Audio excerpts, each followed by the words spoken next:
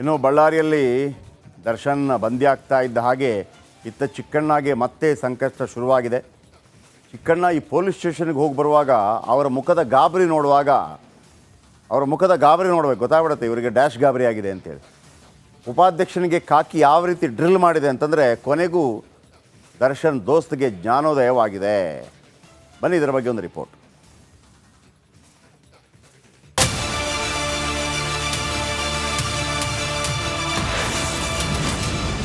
ಬಳ್ಳಾರಿಗೆ ದರ್ಶನ್, ಇತ್ತ ಚಿಕ್ಕಣ್ಣನ ವಿಚಾರಣೆ.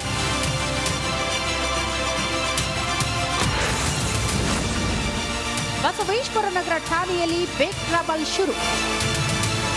ಕೊಲೆ ಆರೋಪಿ ನಟ ದರ್ಶನ್ ಪರಪ್ಪನ ಅಗ್ರಹಾರ ಜೈಲಿನಿಂದ ಇಂದು ಬೆಳ್ಳಂಬೆಳಗ್ಗೆ ಬಳ್ಳಾರಿ ಕೇಂದ್ರ ಕಾರಾಗೃಹಕ್ಕೆ ಸ್ಥಳಾಂತರಗೊಂಡ ಬೆನ್ನಲ್ಲೇ ನಟ ಚಿಕ್ಕಣ್ಣ ಬಸವೇಶ್ವರ ನಗರ ಎಸಿಪಿ ಕಚೇರಿಗೆ ಹಾಜರಾಗಿದ್ದಾರೆ.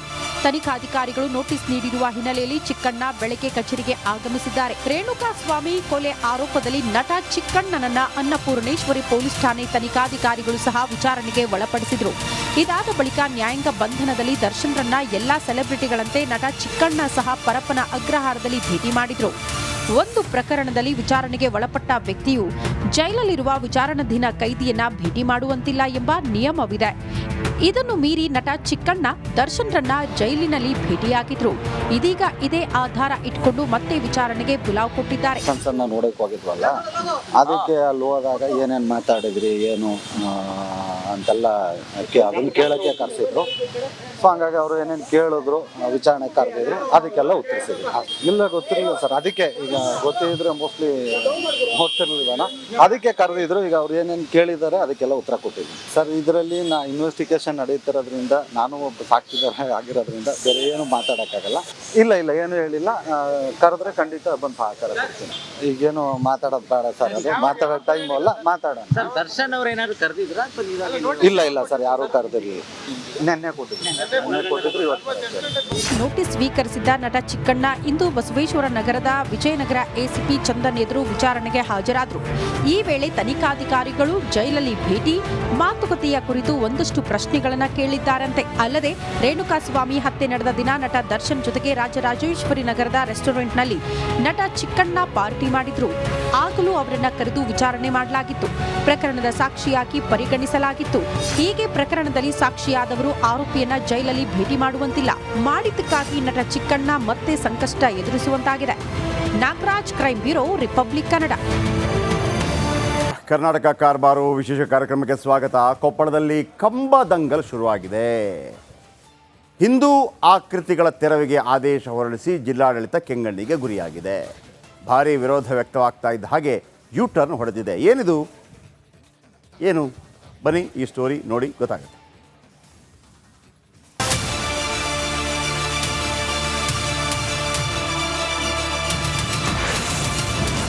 ವಿದ್ಯುತ್ ಕಂಬದ ಮೇಲೆ ಗಧೆ ಧನಸ್ಸು. ಧಾರ್ಮಿಕ ಶೈಲಿಗೆ ಜಿಲ್ಲಾಧಿಕಾರಿ ಮುನಿಸು. ಕೊಪ್ಪಳ ಜಿಲ್ಲೆ ಗಂಗಾವತಿ ವಿದ್ಯುತ್ ಕಂಬಗಳೇ ಈಗ ಕಾಂಟ್ರವರ್ಸಿಯ ಕೇಂದ್ರಬಿಂದು ಆಗಿವೆ. ಒಂದು ಕಡೆ ಹನುಮನ ಕಥೆ, ಮತ್ತೊಂದು ಕಡೆ ರಾಮನ ಧನಸ್ಸು, ಮಧ್ಯದಲ್ಲಿ ತಿರುಪತಿ ನಾಮ. ಧಾರ್ಮಿಕತೆಯನ್ನ ಸಾರಿ ಹೇಳೋ ವಿದ್ಯುತ್ ಕಂಬಗಳಿವು. ಗಂಗಾವತಿಯಲ್ಲಿ ಅಳವಡಿಸಿರೋ ಇದೇ ವಿದ್ಯುತ್ ಕಂಬಗಳ ತೆರವಿಗೆ ಜಿಲ್ಲಾಧಿಕಾರಿ ನವೀನ್ ಅಕುಲ್ ಮೌಖಿಕ ಆದೇಶ ಹೊರಡಿಸಿದ್ದಾರೆ. ಈ ವಿದ್ಯುತ್ ಕಂಬಗಳನ್ನು ತೆರವುಗೊಳಿಸುವಂತೆ ಎಸ್ಡಿಪಿಐ ದೂರು ನೀಡಿದೆ. ಗಂಗಾವತಿ, ರಾಣಾ ಪ್ರತಾಪ್ ಸಿಂಹ ನಗರದಿಂದ ಜುಲೈ ನಗರದವರೆಗೂ ಈ ಮಾದರಿಯ ವಿದ್ಯುತ್ ಕಂಬಗಳಿವೆ. ಈಗ ಅದೇ ವಿದ್ಯುತ್ ಕಂಬಗಳನ್ನು ತೆರವುಗೊಳಿಸುವಂತೆ ತಹಶೀಲ್ದಾರ್ ನಾಗರಾಜ್ ಸೂಚನೆ ನೀಡಿದ್ದಾರೆ. ಇನ್ನು ಶಾಸಕ ಜನಾರ್ದನ ರೆಡ್ಡಿ ಸೂಚನೆಯಂತೆ ತಿರುಪತಿ ಮಾದರಿಯಲ್ಲಿ ವಿದ್ಯುತ್ ಕಂಬಗಳನ್ನು ನಿರ್ಮಾಣ ಮಾಡಲಾಗಿತ್ತು.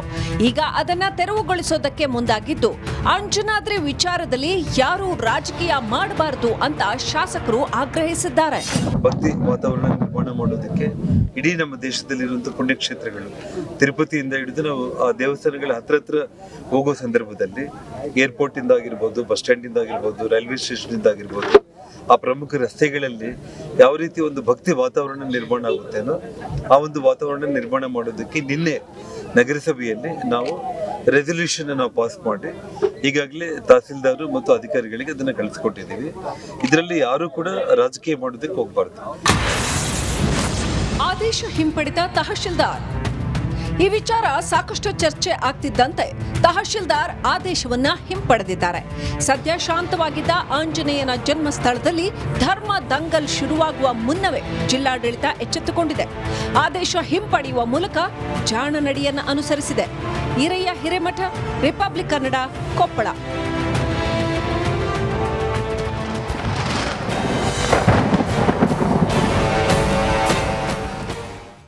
ಇನ್ನು ವರುಣನ ಆರ್ಭಟಕ್ಕೆ ಗುಜರಾತ್ ರಾಜ್ಯ ನಲಗಿ ಹೋಗಿದೆಯಂತೆ. ನಿರಂತರವಾಗಿ 3 ದಿನಗಳಿಂದ ಧಾರಾಕಾರ ಮಳೆ ಸುರಿಯುತ್ತಾ ಇದೆ. ಎಂಥ ಮಳೆ ಅಂತಂದರೆ 35ಕ್ಕೂ ಹೆಚ್ಚು ಜನ ಬಲಿಯಾಗಿದ್ದಾರೆ. ಮಳೆಗೆ 35 ಜನ. ಬನ್ನಿ ಸ್ಟೋರಿ. ದೃಶ್ಯ 1. ನೀರು ನೀರು, ಎಲ್ಲಿ ನೋಡಿದ್ರೂ ನೀರು.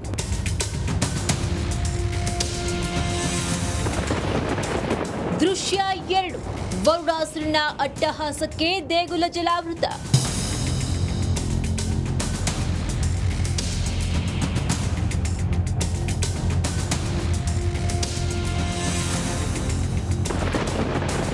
ದೃಶ್ಯ 3.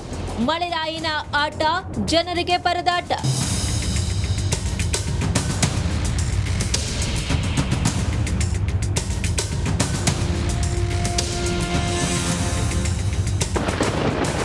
ದೃಶ್ಯ 4. ನೀರು ಬಿಟ್ಟು ಮನೆಗೆ ಬಂದ ಬೃಹತ್ ಮೊಸಳೆ. ಈ ಎದೆ ನಡಗಿಸುವ ದೃಶ್ಯಕ್ಕೆ ಮೋದಿದವರೂರು ಗುಜರಾತ್ ಸಾಕ್ಷಿಯಾಗಿದೆ. ಮುಂದುವರೆದ ರಾಜ್ಯ ಎಂದು ಹೆಗ್ಗಳಿಕೆ ಪಡೆದಿರುವ ರಾಜ್ಯ ಗುಜರಾತ್ ನೈಸರ್ಗಿಕ ವಿಕೋಪಕ್ಕೆ ಸಿಲುಕಿ ತರಾತರ ಪತರಗುಟ್ಟಿದೆ. ವರುಣನ ಆರ್ಭಟಕ್ಕೆ ದೊಡ್ಡ ದೊಡ್ಡ ನಗರಗಳೇ ಜಲಸಮಾಧಿಯಾಗಿದೆ. ಎಲ್ಲಿ ಕಣ್ಣು ಹಾಯಿಸಿದ್ರೂ ಬರೀ ನೀರೋ ನೀರು.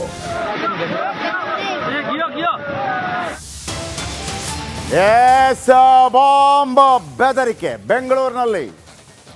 ಶಾಲೆಗೆ ಬಾಂಬ್ ಬೆದರಿಕೆ. ನಗರದ ಖಾಸಗಿ ಶಾಲೆ, ಖಾಸಗಿ ಅಂದರೆ ಪ್ರೈವೇಟ್ ಶಾಲೆ, ಇಂಡಿಯನ್ ಪಬ್ಲಿಕ್ ಸ್ಕೂಲ್ಗೆ ಇಮೇಲ್ ಬಂದಿದೆ. ಈ ಕೆಲವು ಇರ್ತವೆ ನೋಡಿ, ಮಾಡೋದಕ್ಕೇನು ಕೆಲಸ ಇರೋದಿಲ್ಲ. ಗೋವಿಂದಪುರ ಠಾಣಾ ವ್ಯಾಪ್ತಿಯ ಶಾಲೆ ಆವರಣದಲ್ಲಿ ಬಾಂಬ್ ಇಡಲಾಗಿದೆ ಅಂತೇಳಿ ಒಂದು ಇಮೇಲ್. ಆದರೆ ಶಾಲೆಗೆ ಅಪರಿಚಿತನಿಂದ ಬೆದರಿಕೆ ಇಮೇಲ್. ಬೆಳಗ್ಗೆ 6:57 ಸುಮಾರಿಗೆ ಇಮೇಲ್ ಬಂದಿದೆ. ಇದನ್ನು ಪೊಲೀಸರಿಗೂ ತಿಳಿಸಿರ್ತಾರೆ. ಬೆಂಗಳೂರಿನಲ್ಲಿ ಒಂದು ಬಾಂಬ್ ಬೆದರಿಕೆ. 5 ಪೈಪ್ಲೈನ್ ಬಾಂಬ್ಗಳನ್ನು ಇಡಲಾಗಿದೆ ಅಂಥೇಳಿ ಸುದ್ದಿ. 6:57 ಸುಮಾರಿಗೆ ಈ ಮಾಹಿತಿ ಅಂದರೆ ಇಮೇಲ್ ಹಾಕಿದ್ದಾನೆ. ಇದು ಕೆಲವರಿಗೆ ಒಂದು ಅಭ್ಯಾಸ. ಇಮೇಲ್ ಹಾಕ್ಬಿಟ್ಟು ಒಂದು ರೀತಿಯಲ್ಲಿ ಅಶಾಂತಿಯನ್ನು ಕದಡೋದು. ಪೊಲೀಸರು ಯಾವ ರೀತಿ ಅದನ್ನು ಪತ್ತೆ ಹಚ್ಚಬೇಕು ಅಂತಂದರೆ ಪತ್ತೆ ಹಚ್ಚಿದ ನಂತರ ಯಾರು ಸಿಕ್ಕಿರ್ತಾನಲ್ಲ ಅವನ ನವರಂಧ್ರಗಳಲ್ಲೂ ಬಾಂಬ್ ಬಿಡಬೇಕು. ಮತ್ತು ಜೀವಮಾನದಲ್ಲಿ ಅಂಥ ಪ್ರಯತ್ನಗಳನ್ನು ಮಾಡಬಾರ್ದು. ಏನು ಅಂದ್ಕೊಂಡ್ಬಿಟ್ಟಿದ್ದಾರೆ, ಒಂದು ಕಾನೂನು ಸುವ್ಯವಸ್ಥೆ ಭಯ ಇಲ್ಲ ಅಂತಂದರೆ ಪೊಲೀಸರು ಕೂಡ ಹಂಗಿರ್ಬೇಕು ರೀ. ಎಂಥ ಭಯ ಇರಬೇಕು ಅಂತಂದರೆ ಭಯ ಭಕ್ತಿ. ತಪ್ಪು ಮಾಡಿದವರಿಗೆ ಮಾತ್ರ. ನ್ಯಾಯಯುತವಾಗಿ ಸಾಗುವವನಿಗೆ, ನಿಯತ್ತಲ್ಲಿರುವವನಿಗೆ ಯಾವುದೇ ಭಯ ಇರಬಾರ್ದು. ಅವನು ಸಿಕ್ಕಿದರೆ ಮಾತ್ರ ಬಿಡಬೇಡಿ. ಆ ಸೇಮ್ ಜಗ್ಗೇಶ್ ಪಿಕ್ಚರಲ್ಲಿ ಬ್ಯಾಂಕ್ ಜನಾರ್ದನ್ ಜಗ್ಗೇಶ್ ಒಂದು ಪೊಲೀಸ್ ಸ್ಟೇಷನ್ ಸೀನ್ ಇದೆಯಲ್ಲ,